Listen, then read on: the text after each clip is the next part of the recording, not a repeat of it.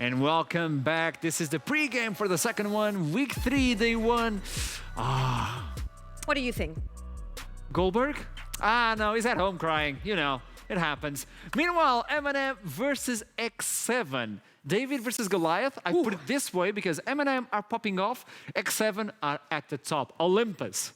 And they're also having a bunch of fun doing that. They're pulling the Twitch Yumi, they're pulling a bunch of other stuff. I think now, so any team that faces X7 pretty much are the underdogs. they're going to be the underdogs. There's no other way we can set it up. But with MNM coming back from such a dominant week 2, they seem like they're playing the game pretty well. They have a very clear plan. They're playing very simple, let's say, drafts where they have their front line and they have their hyper carries who scale into the late game. And as long as they don't give X7 a big room in the early game, I feel like they do actually have a chance. I think every single time we see X7 play, you always get a chance because they're a little bit frisky so far. I think they're frisky at this point. But another thing that I saw on that interview, which is an amazing interview for the entire roster of the X7, the goals they have, the momentum they're gaining, the way Kasim was talking about the team and the way the team is built up, this is not a team that can slip up. This is a team that, as you said on day 2, I think it was day 2, they cannot be defeated by anyone. They'll have to go undefeated until the playoffs. So here's the thing. I think when we had this game and we played Big Bandos with them as well, I felt like the spirits of X7 were really high up. I feel like even if these guys go through a loss, it's not going to be a tremendous issue for them. It's probably going to be them drafting, I don't know, Soraka, Lulu bot lane or something like this and having too much fun. However, we have to mention that every time they've come into an interview and have played into a bottom of the table, if you will, team, they were like, well, we just wanted to have fun. Yeah. Wouldn't it be a shame if you're trying to have fun and then you lose?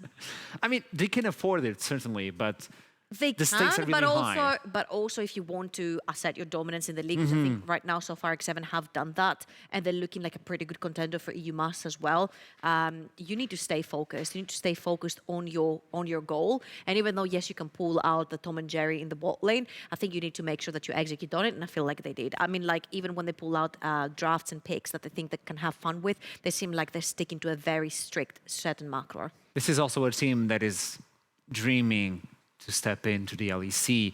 They were saying like, oh, there's some rumors that actually a few spots are going to open on the LEC. So their goal is like LEC. What do you know? No, it's on the interview. It's on the interview.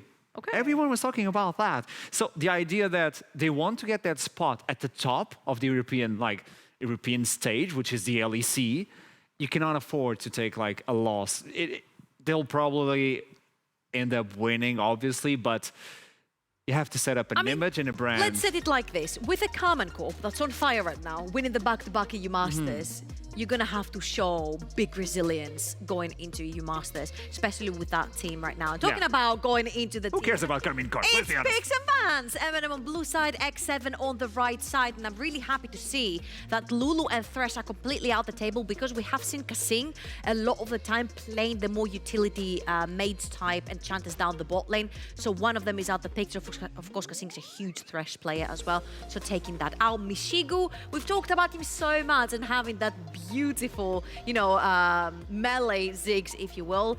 And the Diana. Now I'm thinking here, you've got a chance to ban Caitlyn here. Do you want to do that or do you want to play against that? That's my question right here, because we have seen X7 being able to cancel out any backline with the likes of Hecarim that Haru has played before, with the likes of Vex on Tempt as well. And even if you talk about Haru with the Hecarim, you also have to take into consideration the Kanan as well with the Hecarim. He was the one that unlocked the Hecarim. This could also be happening because this is 12.0. It's still available to tank Akali. Okay. So I think this was a bait for Tempt. He's like, do you want the Akali? You can have the Akali, but I've got the Hecarim, and I'm gonna chase you down no matter what you pick. So right here, they have left both Caitlyn and Akali open. I wouldn't be surprised if X7 actually locking both. That could be a big opening as well. Also, you have on the other side an ability to outpush or to just stop the push from the Caitlyn. We forgot Twisted. Is it the first time? No, it's still not picked. It's picked. Finally, we get the Twisted Fate. The cards online. It's Tempt Twisted Fate. It's not any Twisted Fate. Okay, this is what can we expect from this Twisted Fate? It's the first time, and on those hands specifically. It is Tempt Twisted Fate. I mean, it is attempt. If Koreans don't know how to play Twisted Fate, I don't know what to tell you, mate. I just really like what they've drafted so far. They've got the Zinza to play aggressive early game as well. That you can take the Twisted Fate and take him around the map wherever you want. You have R5. I'm thinking that they're going to choose something to play a little bit more passive towards the bot side of the map, and then maybe try to snowball the top side of the map. They have the Zinza, or they can just do the exact opposite, right? They can just lock in their ADC right here. Else, the pool might get pinched a little bit. You still have 3 available. You've got the Jinx, you've got the Aphelios, and you have the Caitlyn. So even if you have 2 buttons sort of MNM, one of the 3 is going to stay up and available. So if you want to here, you can lock something else in and go maybe for a bot lane. But I think this is a little bit... Okay. Tell me. Define it. I'm thinking they're gonna just to play towards strong side bot lane, because whenever I see the Gwen, I'm like, I don't see a Twisted Fate playing towards your side of the map. AP on AP, it's gonna be really easy to itemize for whatever tank. MNM is gonna choose to put a Bobista on, which I'm assuming might just be the Ornn as well, or something like a Sion. So I'm thinking Nata and Kasing are gonna choose again to play a strong side bot lane. Yumi has been banned. I wouldn't be surprised. We still have the Karma. We have a Caitlyn. And we have Aphelios and Jinx. So there's 3 hypercarries up and available, and there is a Karma. Now the problem right here is if you don't get rid of the Caitlyn, the Caitlyn Lux combo is up. And there's a bunch of setup. Oh, they're actually going to get rid of Kasing Zillion. So the Caitlyn the Lux setup is up and available for you if you want to get it. There's a bunch of setup for Twisted Fate and Zinzao on the whole both side of the map. There's a way to deal with that, the Lux and the Caitlyn. Can you bring like a Karma and out-push it? Yeah, sure. You have the Varus, depending on what the Varus is, right? We have seen the Varus on Zamulik before from JDXL. It's done wonders. You still have the Karma up and available that is able to push in. They're gonna just to bring in possibly the Aphelios, and I'm wondering what they're gonna just to pair it up with, because there's the Nautilus still up and available. You've got Leona still up and available. You've got Alexa Brom that works wonders into a Vex, for example, and into a Varus as well. Remember that. I wanted to talk about this, the Vex versus Twisted Fate. I love it because you can follow the ultimate if you have vision. You can just throw your ultimate, leave him away, press R again, and just follow it out. There is a way to get global pressure even though you don't have it. It's going to be the Graves, though, to the top side to find out versus this Gwen. Interesting pick. Bobista kicking it in with the Graves. What do you feel about this, though? I don't know how to feel about Graves in general. I don't think it's a pick that's influencing the map too much. I obviously prefer it on a solo lane because he has the chance to farm and get farmed into the fight rather than in the jungle where he doesn't have much impact on the lanes. And it's going to be an isolated lane towards the top side of the map, so you're going to be able to farm yourself away. Now, I like the Nautilus takeaway from the side of MNM because you're able to engage and disengage together. And from the side of X7, they don't necessarily have too much engage on their side. Yes, they have a Twisted Fate, which they can snowball lanes with, but where's your engage coming from? So far you have a Zinzao that has to go straight on, and if nothing engaged like comes in from Kasing either, I find it a little bit difficult. I really like the Brom. I was wondering, Janna getting picked in, but it's going to be the Brom, and there's a lot of ways to actually stack the concussive blows. You have the Gwen, which is really fast at attacking, so in the middle of a team fight, Shinzao as well. Were you preferring something else on the bot lane? I just really like the Brom here because you can stop the Vex spells, you can stop Varus spells, and also you have the Hecarim running in together with the Nautilus. Any melee carry or any melee champion that's going to run into the Brom is going to have a lot of troubles, especially since you have an Aphelios. He's an attack speed kind of carry down the bot lane, so he's able to stack the passive really easily. So far, I just really like what MNM have here. I'm just going to be honest. I feel like X7 have been stuck on a standstill where it's like, do we have an engaged team? We don't really. We just have a Brom ultimate and a Zinzao running in. So I'm expecting X7 to play first through that Twisted Fate and then possibly play peel backwards until somebody runs in, somebody makes a mistake from MNM, and then they punish that. Will this be the game where X7 will split up or just slip away? It's the David versus Goliath. Will MNM be able to keep the track that they got on the week 2, or X7 just go undefeated non-stop? I don't know, but the casters will surely do as soon as we jump into the Summoner's Rift.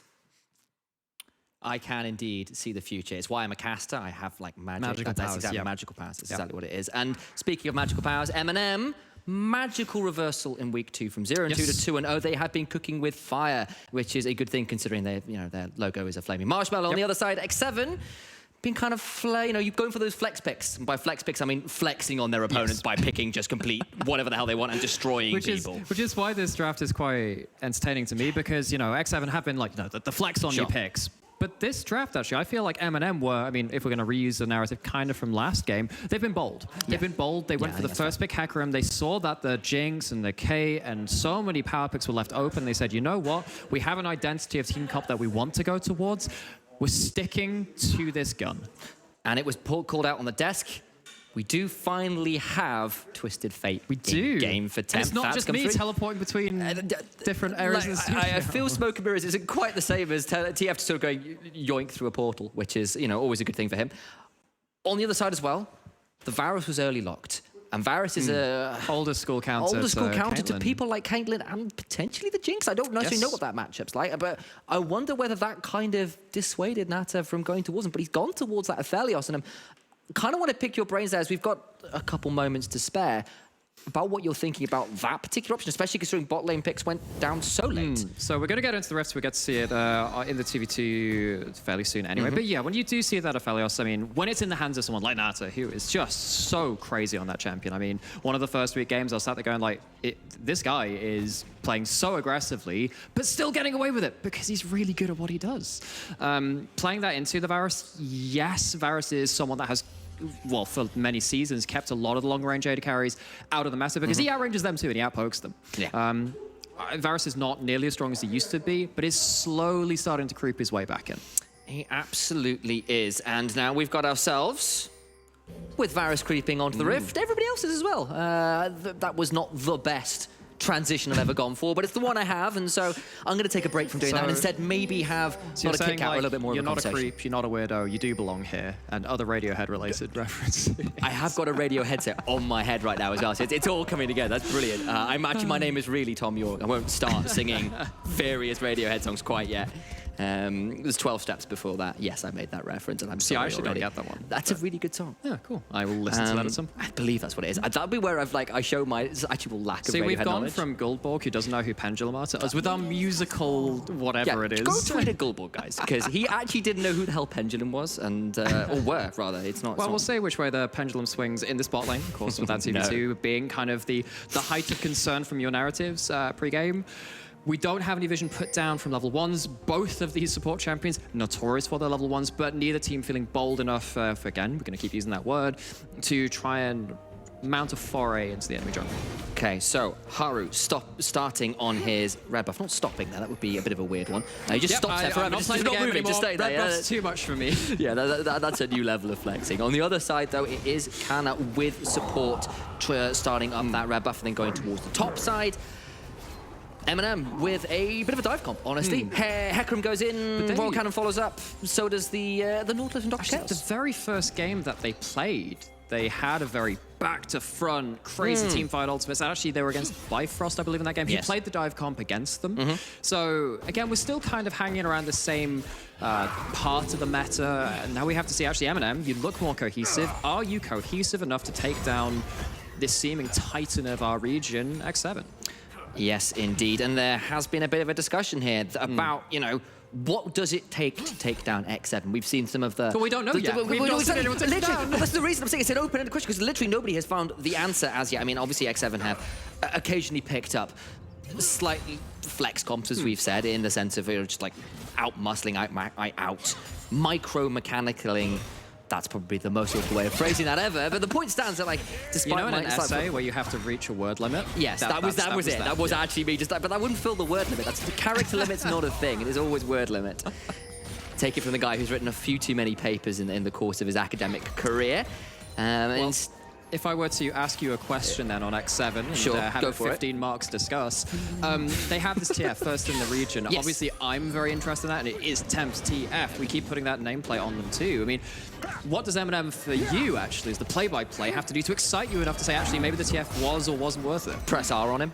Cool. Nice. That's pretty much it. Okay, Okay, so now I'm going to throw that back at you and go, okay, now that I've given you the play-by-play, like, you know, exciting colours answer. What do you actually think they do need to be doing here? Well, that's kind of one of my issues, right? So you're kind of walking his way up to this top side, but Hecarim is not known for his 2v2 potential pre-6 on any side of the map. He loses every 2v2 in the game pretty much pre-6. Now, if you have Haru and Tempt who are, again, have this such amount of pedigree around them, playing around lanes which are very strong too, I'm worried that actually, you know, MNM aren't going to maybe be able to make an impact onto TF before he's already drawn blood somewhere. And at that point, it's a question of actually, MNM, what can you do to kind of like staunch the bleeding, staunch the first TF ult, and then return to that question a little later when Hecarim's ready to fight? Because he's obviously Canon's level 4 right now. Let's ask that question in 2 levels. Let's see what happens at that point. Okay, well, speaking of asking questions, though, Kasing has managed to answer a few for X7 because there was a nice little Roman award there my on the over-under? You literally had the arrows on screen, I don't mate. know You what was should. in my head, man. It was a strange time. You made the I feel like I've fairly grown a lot reasonable since that assumption moment. in You know, it was fairness. a long time ago, almost an hour ago. Yeah, it's true. I mean, there you have it. Is Babista going to take a bit of a nasty trade there? Of course, Gwen does get to immune a lot of the end of the line damage by throwing down the W as it comes back and making sure that Q is a little bit impotent there from the Graves. We have seen this matchup so many times across LCK and LPL. I believe I'm trying to remember which region is more So prevalent. Graves was highest priority top in the LCK for a while. Gotcha. Yeah. So over like a couple of weeks of them playing out a lot of Series 2, we've seen this matchup go completely both ways. I'm actually none the wiser as to who's meant to win this matchup, but what we do have from Graves is, you know, the ability to maybe build those Merc treads against double AP threats and also, you know, get that extra nasty versus someone like the TF coming up. Actually, one of the interesting things about this draft, kind of going back a little bit again, because, you know, it's a bit of a quieter early game, both these junglers kind of roaming around the map and farming up towards level 6, is that TF finds it really hard to gank someone like Gwen as well. So if you put the Gwen in that first rotation as they did in X7 in those first 3 picks, you kind of stop the nullifying pick towards top side. Whereas TF going on towards the Graves, which of course, you know, very lore-intensive reasons there to have them at each other's throats. At least before the new Destiny came. Indeed. The Gwen kind of takeaway from MNM as a potential answer to TF roaming top was very astute from me. And then obviously Trouble brought up, actually, at that point, just go bot. Let's see what happens there. Got to call it out as well. We didn't really mention it in the last game, but obviously now level 6s have been hit, rather. Might start seeing some of those all-important roams from Tempt on that Twisted Fate, but the other thing that X7 has is the double Thunderdome. We meant so did Singularity that last game, where you've got Gwen W and Jin Zhao R. You've got that Halo Mist and that Crescent Guard that allows you to just put up a kind of a defensive wall for a solid 5 seconds. You know, people can't fight for it. You know, I mean, Jaeger and Howard they just want that intimate touch. They want you to get up close and personal. And I was like, no, Jaeger, I can't hear you from over here. Come give me a closer. Give me a Come hug. into the Thunderdome. As Jaeger gives a couple of love taps over to Ballista as he puts up the Halibist as well. This is Yoi. Ooh, this is my zone. He could probably get this one. There's the he's threat. looking for The it. needlework can't quite find that last hit. Babista managed to dodge out there with a quickly drawn use of the E there and gets the way out of danger. And now with the ultimate down. Thing is, like, topside vision, the Vista without ult, very low HP. You're starting to wonder about what's going to happen with the TF before the next reset comes through. Of course, you don't have to teleport to reset cleanly and get back to lane. TF is going to teleport back mid. One of the strongest play patterns you have as a TF is teleporting mid immediately, queuing the wave twice, hitting the cannon a couple of times, and then just going somewhere else on the map. Because you have pretty good wave clear for someone that can go for Merc Treads first as well and still have those tier 2 boots and be very versatile of what plays you want to make. Is hovering bot side. They've already achieved that vision control on top side, but if you start blacking out both sides of mid lane vision, MNM just do not have the required information to adequately, again, staunch the bleeding in that term that we used earlier from TF's first ult. Okay, so no ultimate used by Tempt yet, as we've mentioned, but we are now coming up towards Rift Herald spawning in about 20 seconds as Tempt trades back with Royal Cannon, who throw a Mistral Bolt there that stung just a little bit. The is it? I think it's Looming Dread is the E, if I remember right. That's the space, and then I believe it's Looming Dread, not Looming Doom Darkness. Gloom is the passive. Remember That's that the one, exactly. Hey, look at me. I'm a color caster that knows some ability names. Indeed. Yeah, absolutely. But now we've got ourselves Haru and Tempt alongside Kana. Oh, that's Rock Ghostbox. They're really Gonna see going what for they're this. doing. Kana is going to try and get onto Haru. Flashes over the wall. Does not want that fight. Okay, so checklist of things to be done against the TF. Fight around the TF rather than away from him so we can turn up earlier. That's one down there for MNM. They do manage to get out something from the mid jungle, but then TF Here just we goes somewhere else. go. What a beautiful picture-in-picture. TF turning up top, but Kana is here as well. Going to try and get a hold of some damage. It's going to be so close. Gwen gets it, but does not quite have enough healing to hold on. All the while, though, there was a fight elsewhere. Royal Cannon has also died. That was a pickup.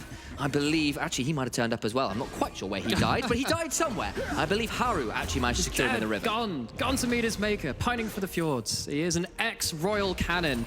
As Hecarim is there on the top side and has level 6, and he's like, okay, sweet. Hecarim's now at a point where you can start winning the 2v2s. But had used that Ghost a little earlier. Now Dr. Chaos trying to find his way towards that Herald, spotting it out, but doesn't find any angle to make a play at that point. X7 walk away with 1-for-1 on the top side. Again, as you said, like another kill across the other place. And we're going to get ourselves a replay of that top lane fight and see how all this unfolded again. And this led, of course, to that Herald being started. But Bista had been taking incrementally worse and worse trades against Jaeger. And this was just after the point where MNM thought, sweet, we've just won the mid-jungle 2v2. No way TF can turn up here. And then, you know, TF turns up anyway. And it gets very, very close. Conqueror's getting stacked. Gwen trying to get through all of that, healing from the 1,000 cuts passive as well. But at least it turns out for MNM into a 1-for-1. We turn back to live, and it's like we never left. Do want to call out as well that I was correct in my summation. Haru did manage to catch out Royal Cannon in the river and get another kill there. So it did end up in that 2-for-1. Overall, though, I grant you, within that skirmish, it was indeed the 1-for-1. Either way, successful teleport top, all things said and done. And that will be the early gold lead to over to X7, which was what MNM were really trying to avoid. So actually, going back to that 2-for-1 within a certain scope, I can actually use my physics degree for once in my life. It's about happy for you? It's about whether it's a closed system or not, or whether there's actually things within or outside of your scope. Really? Yeah, That's where we're going with. Okay, take me deeper. Wait until I go out onto the great canonical ensemble. That's where it really gets riveting, I tell you. More riveting than whatever's going to happen in this bot. Are you sure? I mean, there's a Herald coming down, and that appears to be both jugglers, and Jaeger's using an ultimate, so I suspect we might be able to see a bit of a dive here. One final on the Gwen for Jaeger! Take that, you great canonical ensemble. Babista pulls out the big guns and blows Jaeger away. I have never heard ever someone be insulted in the terms of you great canonical ensemble. Graves has a great one for the record ensemble books. in his hands. As Tempt has a bit of a problem on his hands as well. It is around this bot side of the rift where the gaze is turned to once again. It's a dragon over the side of X7. It is indeed. Kills have been even up. Gold about 600 or so apart, something like that. Dragon does go the way of X7 though. When Jaeger's going to be kicking himself there, thought he had the kill. It was bloody close. It was. And, you know, this starts off just about as well as the other trades as Jaeger's been going to. Misses the first stack, doesn't get the actual slow right from the off. I think if that slow lands right at the start, it's probably an extra auto attack. Probably lands into another side of that too. But Babista uses the mobility, uses that ult, just straight up outplays.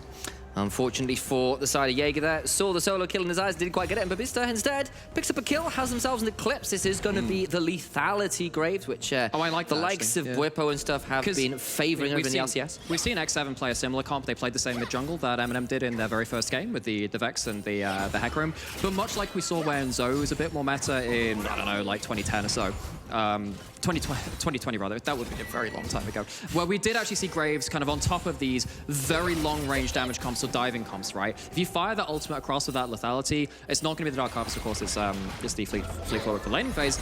That extra, 100 to 200 damage comes in really handy when you're going on to someone like the FLS, who, if they stay alive and they sever a ult in your face, is going to do a lot of damage. Got to call it out as well, Haru yet to use that Herald and needs to start thinking about it soon because he's only got about 30 seconds or so left on that if my knowledge of Rift Herald timers is correct, which is, potentially not actually in Fennesis. Kana around this corner here, maybe going to try and punish this attempted gank from Haru, who's going to come out and help shove the wave. Pings are coming. Everybody's roaming down this way. Graves down the river as well. Again, so Varus isn't going to be there. Dr. Chaos just about gets out the hook. Does, but that is also the Destiny popped. No gate used in trade, and that second ultimate not getting to too much. Instead, straight back to mid lane goes Tempt. He's gone to another part of the studio. You should find your own jokes that amusing. Like, oh look, it's lol, it's like me. I moved to the middle part of the range I had to talk about. But either way, what that ult does is force Varus back into the bot side, back into the bot lane, because he's afraid of the TF coming through with some extra follow-up coming in there. So now you don't have Varus for the extra wave play. It is actually, of course, we didn't touch on it before, or at least I didn't. Yep. It's going to be the crit, it's going to be the Gale Force, a bit more mobility, not going to be the poke. But what this does mean, it did briefly open up a window for the Herald, but the Herald's gone. And now they look for a fight instead. That's double flashes out Royal Cannon and Dr. Chaos both having to burn the summoners there to get out of dodge. And nice little ult there from Kasing, throwing down the Glacial Fizzer, nearly put two members of MNM on ice. But they don't have the Herald. I mean, hang on, was I completely blind? They used the Herald in mid, yes. Okay, the Herald's already gone. Okay, I was right in saying the Herald's gone, but I was looking too much at the Varus and like, ooh, let me make a funny joke, which is probably only funny to you. Yep, that's the one. Okay, but X7 do get a couple of plates case they don't get themselves that mid lane outer turret, they need to get a second herald for that. That's something which MNM will now look to be fighting against. They will have first items by, well, they won't have first items by that point because it is coming up fairly soon, but they probably will have that ability once again to fight for it, depending on whether, of course, we get one of those scrappy 2v2s trying to beat TF to the punch. Okay, so keep your eyes on that Dragon Timer in the top corner of your screen, and also keep an eye on Dr. Chaos, actually, who has just wandered into lane here for MNM, looking to try and put the Kosh down onto Jaeger's Gwen, but thus far isn't taking the bait, so it'll just be the ward, and it'll be a reset looking to be around and available, probably with the Dragon Timer coming up. So Dragon Time's coming up in 2 minutes. We've got a Herald, which is, you can see that little hourglass on the minimap. That'll be coming up in the next minute and a half or so. They changed the timers for when it goes yellow, actually. So I keep forgetting exactly the time of when it goes I feel like 15 seconds on yellow, if I remember correctly, but I'm never quite right on that. Anyway, so it's within a short time span. So let's have a check-in to see what's available. We have every ultimate across the board except for that TF ult, which will be coming up within the next minute as well. So we are looking at this with like the full armory available. And with that said, Kana is once again hanging around mid, trying to say, TF, you are not teleporting to a fight. You're going to be right there when it starts, and we're going to try and pick you off. And Akasing's coming over to try and turn that one around, and Varus is in bot lane. Yeah. Brave hook there, Dr. Chaos. Yeah, I'm not sure whether he wanted that one necessarily, but buying into the Chaos theory. On the other side, though, I do want to call it out. X7 have got 3 control wards all around the bottom river side of that mid lane, trying to control somewhere for Temp to go. Instead, they're going to move towards this top river. But MNM are kind of here in more force earlier. Kasing now in a dangerous position. Nata is here, going to try and get something. That's a flash away. The charge back there from Kana. That will be the Shadow Surge. Nata's still alive, though. Trying to keep himself alive. Misses the Moonlight Vigil. But now X7 going to try and turn around. Royal Cannon going to try and get up, but he lands the repeat ult. The cooldown comes back through, and now Haru dies as well. It's a double already for the Vex, who's continuing to Vex X7, not again. Reset City, it's here. Gonna try and get another one, but Bista gets that, and X7 get pulled apart by the little Yordle with the darkness. Oh, call it his namesake. That fight was too tempting. They tried to find their way out of that deep diving fight, but, you know, we're talking about Vex, you know, occasionally not really being the 1v9 champion, needs a bit of setup. They have everything put to them on a silver platter in this fight. Kasing is not going to have another deathless game in the NLC so far. Gets split off from the team. TF is not there to even up the odds at this point. Dr. Gauss gives his life for the greater cause at this point, but that's at the cost of most of Nata's HP bar, and that's more combat relevant at this point. Temp is already not putting down the damage at this point, either trying to find a different angle and just arrives too late. I respect the idea, but it's a teleport too far. And that's the first time I've seen that in pro play properly, where Vex gets a dash, which dodge, dip, duck, dive, and dodge once more, right over every wall in the jungle, it felt like. Comes out now at 2-1 and 2. Your Graves is 3-1 and 3. That is a lethality Graves that is snowballed. Yes. It's the gold is exactly where you want it, bluntly. I mean, Varus is he'll scale just fine. You've got it on these burst carries that you wanted to be there, who are going to be providing that burst damage when the dives come through. Okay, but X7 are back to the scene of the crime. Okay, so as we said, again, actually this second Herald quite important for X7. If it allows them to unlock mid lane outer turret for however many years now, it has been one of the most important objectives in the game. X7 might have an extra route of ingress into the enemy jungle, an extra route to try and get that TF involved in a way which is not as negative as that last fight. And you know, so much of our pre-game was about X7. They are monstrous. They are so strong, but I wonder after facing JDXL if, you know, like maybe they've underestimated MNM a little bit, who've come in all guns blazing. From 0 and 2 to 2 and 2, and now up to, well, 1,500 gold here in the mid-game of this series. They did exceptionally well at setting things up. We can see a look over here at the gold. Temp still actually ahead in the gold, despite, of course, dropping a couple kills there to Royal Cannon, but that's just TF prints a lot of money, and then it's the top side, really, where it's all changing apart. Yeah, well, I don't think Twisted Fate is nearly all that interested about legality, per se, at least law-wise, but it is Babista on this Graves that was bit of a wild card there. You know, Trouble and yourself were a little bit like, I don't know how this goes into the Gwen. I don't necessarily know whether it's the right pick in this matchup, but thus far, Babista kind of... It's taken some outplays, put it doing that so way. well. Yeah, he's done the outplays, right? And you know, Jaeger has been solid. I wouldn't say that Jaeger has been the person really carrying the standard of X7. Was doing well enough in the laning phase, but now is in a place where they don't have a huge individual lead. They're going to have to bring things to bear in quite difficult team fights now. And they've also got to be aware that they've got to be able to withstand the initial dive. Yes. And that is going to be a bit tricky. There's no Thresh Lantern here. You've got the Braum Shield you can put up, and that's good news in a lot of ways, but you know, the TF, the Aphelios, notoriously relatively immobile, and maybe that gets a bit risky for them, especially with the amount of items these guys have got. And if you get round to a second item on Nata, because it's probably going to be the Bloodthirster second, normally when you get that Gale Force, between Braum and a Bloodthirster, and maybe some extra interference run through with stuff like the Exhaust and other team members kind of buying some time, X7 can very much brawl their way back into this game. And that's actually something I say more about Bifrost than I would do about X7. It's like, we've fought our way into this mess and we're going to find our way out of it. And we'll have to see them later, of course, in the day in their own matchup. But X7 find themselves in a position where they don't have this passive win because of the gold they've accrued, because of the massive power of their individual members. They're going to have to really work for it now. Still, despite being down a tower and down 3 kills, the fact is only 1,000 gold apart is a little alarming, actually. That's quite impressive. Yes, yeah. And observers, I don't know whether we could get some individual golds up here, because I really want to see where the individual... There you go, there is. And most of it is, of course, in that top lane. Look at that juicy amount of gold. His Temp now has to be worried about that mid-jungle duo. Found themselves up towards the top side of the map. But, you know, we were talking about this Graves, talking about Babista as the wildcard. The wildcards come up tops here. Now, dear brother of mine, not to embarrass you, Right. but I did, in fact, talk about the individual golds for Graves 30 seconds ago. So this is not quite as bad. Okay, so you can tell us my... Okay, shut up. I wanted to do that. I know that's not normally great casting, casting well, etiquette, Sam, but I'm also a bad person. I'm also your while- older brother. Neither is crouching down while you're still entirely visible to the camera. Yeah, there are some things you think will work, and then you just don't actually see what your camera That's looks like. true. Yeah. That's Anyway, true. It was funny, though. It was much great. like you can go into several mid-jungle TVTs and not expect them to work out the way they would as well. Back into the game and back away from my very embarrassing features. Oh, God. Sometimes I just like throwing you under the bus because I'm a bad person. Throw me under Canna's Hackerum, that would be... I mean, in fact, it's not a quite bus. an It's just a lot of horses right now. The charge of the Light Brigade is very heavy this game, apparently. Well, we've got cannons to the left of us, cannons to the right of us. Herald's trying to charge down, and an ult landing on X7. Ooh, my days. It gets stopped. That was inches away from getting through, but MNM prevent the Herald, and considering how much X7... And how much we talked about it as well. If we know about it, they certainly do. That second Herald being stopped is huge for the momentum which X7 were looking to try and garner back some of in this game. And that's a frustrating point. That is a well-played stall there from MNM, who are feeling very happy about holding up that tower. It survived 2 Herald charges, one which didn't even reach the tower.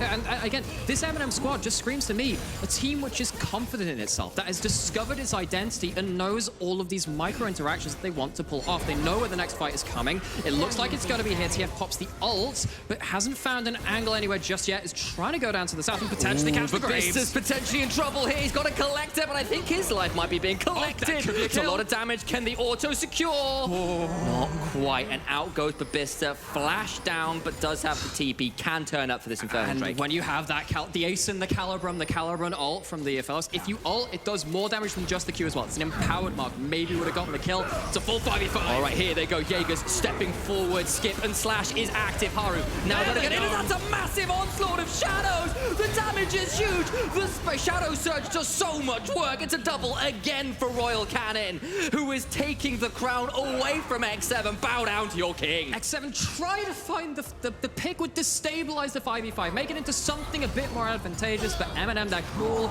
they're collected, they use a flash, they use an ult, but yes, Babista manages to come back and put in just that extra amount of damage which comes through to what could be the straw which breaks X7's back. That's going to be a huge amount of kills. It's going to be a Baron. They do give up an Infernal Dragon on the other side, but it's not even soul point. X7 are left limping from this engagement. Baron down, team fight down, and that was a gorgeous series of engages there. Hecarim gets in on all of them. Watch the Vex after as well. It's just glorious. And, okay, so you don't have the Aphelios ult at this point. Yes, this is a really good weapon combo. Put down those turrets, get all of those extra attack resets, but that Nautilus ult just stopped any hope of that happening. How many auto attacks did this Aphelios get off? 1. That's one in the entire fight. Huge CC combo, huge burst combo. MNM sweep the fight. It's just fear after fear after fear. It's looking like an Iron Maiden concert. I know, Fear of the Dark goes on for about 9 minutes. It certainly felt like it in that team fight.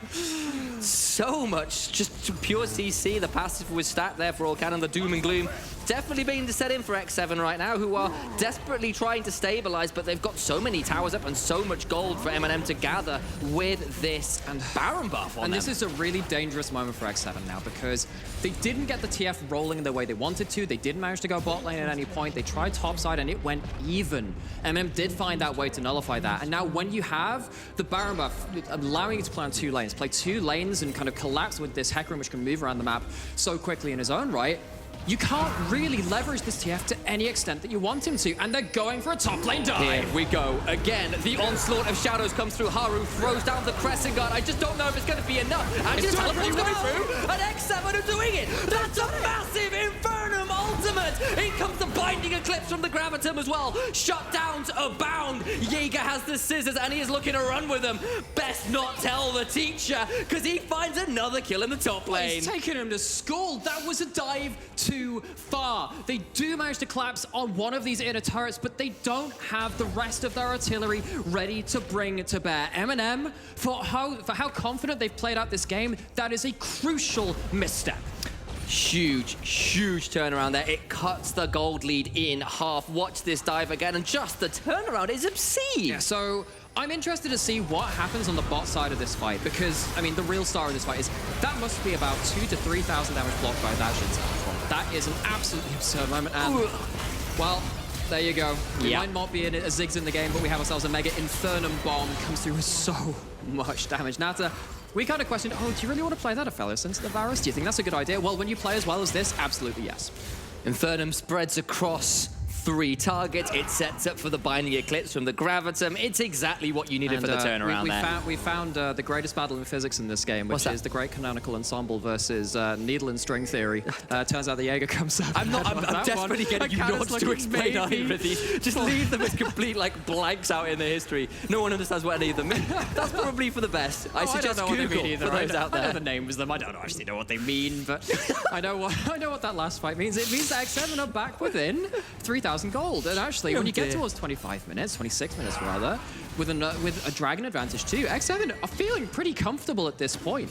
Here we go again. They tried it the last time. It didn't work out, and Jaeger actually does manage to skip and slash away from a potential rotation. But all the while, yes, it was a feel-good moment, but MNM still playing with a bit of a front foot, going to step up and take this tier 2. And they have still got the gold lead. It's just not as significant as it was that top lane and fight. what does that mean for items, right? Because yes, you do have 3 items on the Graves, but Babista didn't really get to do all that much. And if you're engaging onto the Jin Zhao first, as we saw in that last fight, it's all well and good having the long-range follow-up damage. That's exactly what Jin Zhao wants you to do. Waste all of your important ultimates right on top of it.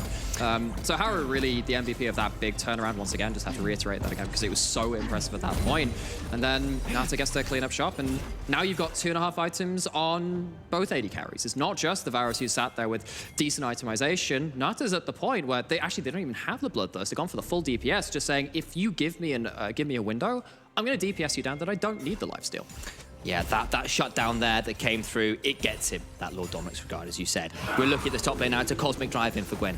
They've got nearly the Zhonya's complete as well. Yep. It's 2 items in on Tempt and Haru. Sorry, 3 items in on Tempt, of course, because of the relative inexpensiveness of the items he needs. He is ready to make the plays with the rapid fire with the Zhonya's. What that means now is when you've got ghosts available on both your solo lanes, if you lose the initial engagement, if you have to fight a fighting retreat, that is awful for him. You do not get out from that point. You have too little move speed. You have to play against the Cosmic Drive move speed. The Ghosts, they're trying to turn up to the objective first, maybe force X7 to come into them, and force another one of those Charge of the Light Brigades against the cavalry of Canna, but now they're looking for something else. Verisol forces the Gale Force.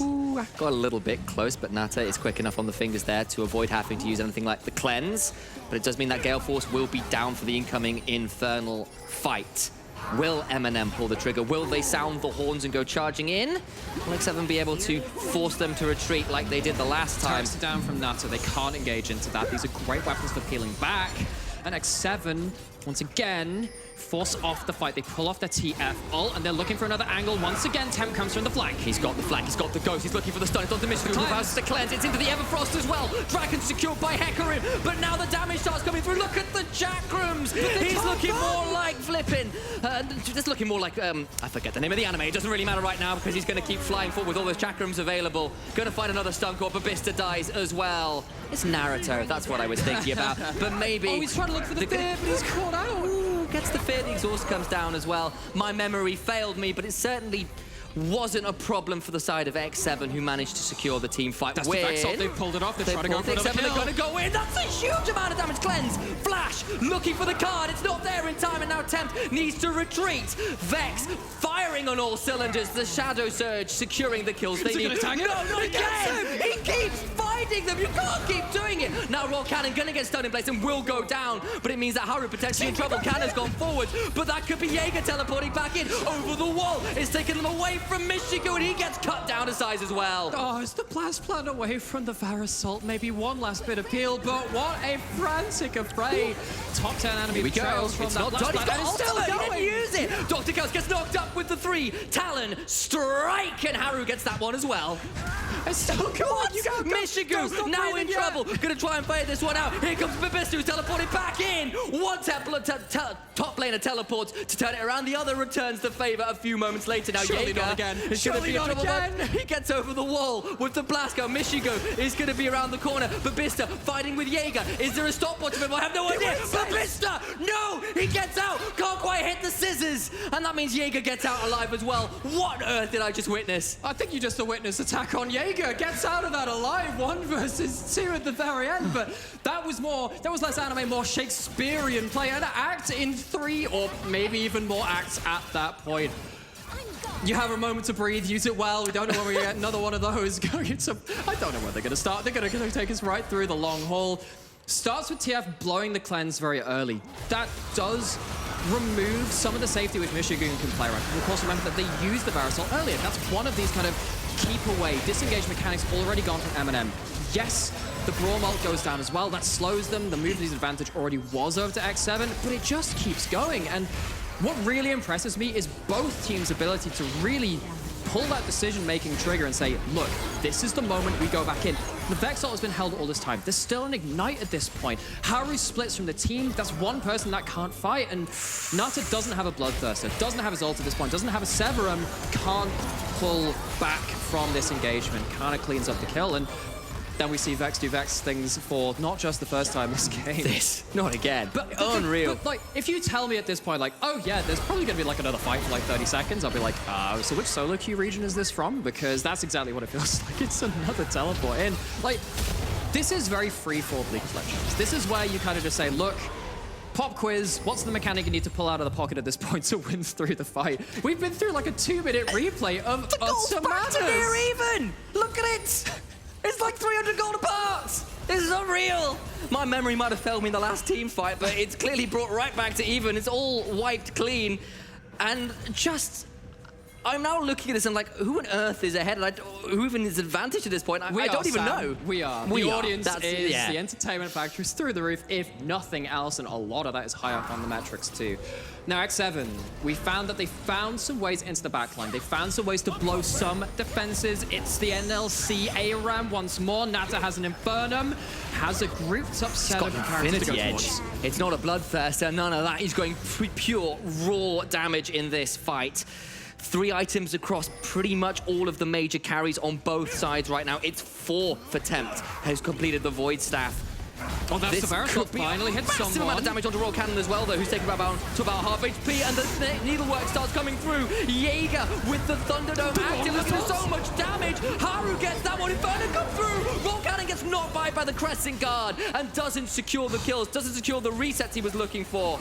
Tempt will teleport into MNM's blue side jungle, but they're all retreating back towards the Baron. Tempt on the flank, has the gold card once again. Finds it! That's a huge one, and it's secured by Tempt, who gets that one. He was too tempting a target, and he punishes them. You don't get to play with a man named after what you got punished for. And you know what we were saying earlier about, X7, they have to fight their way out of this. They have to put themselves into a very difficult scenario. They have to find a way back from this. Well, they've only gone and done it. They've only done it several times back-to-back, it's not done yet. They find themselves a Baron at the back end of this, but once again, the real MVPs are these kind of temporary front lines. Yeah, you got still full HP after this initial engagement. After this, Haru just pops the ult, looks at this and says, right, cool, there's another Varasol charging up.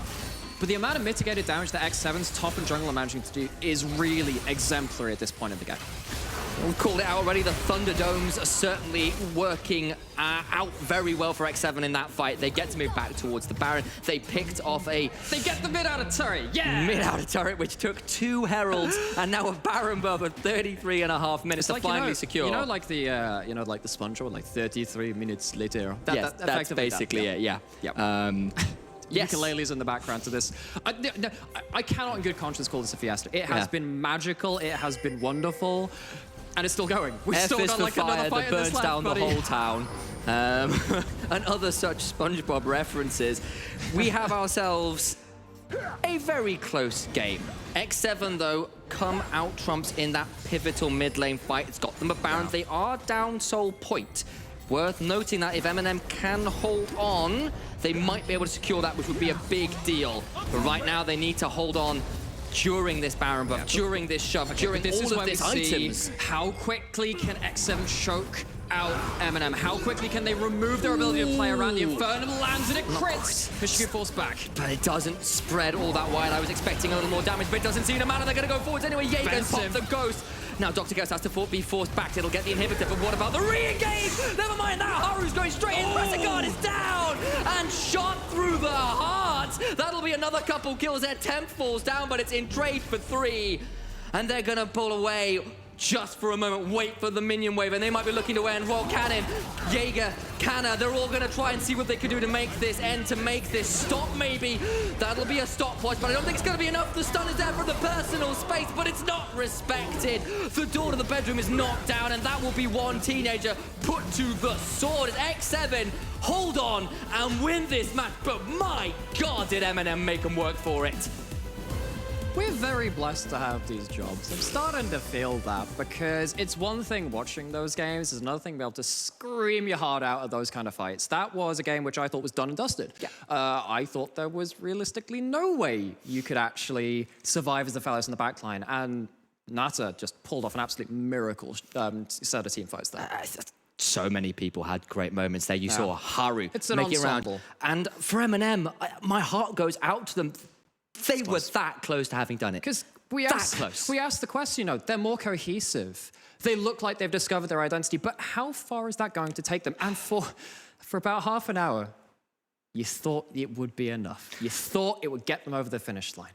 Well, unfortunately for us, how far it's going to take us is into the break, actually. And when we come back, the analyst desk will be around about to take us through what's going on. JDXL and Veneer will be the next match up as well, so don't you guys go anywhere. Stick around.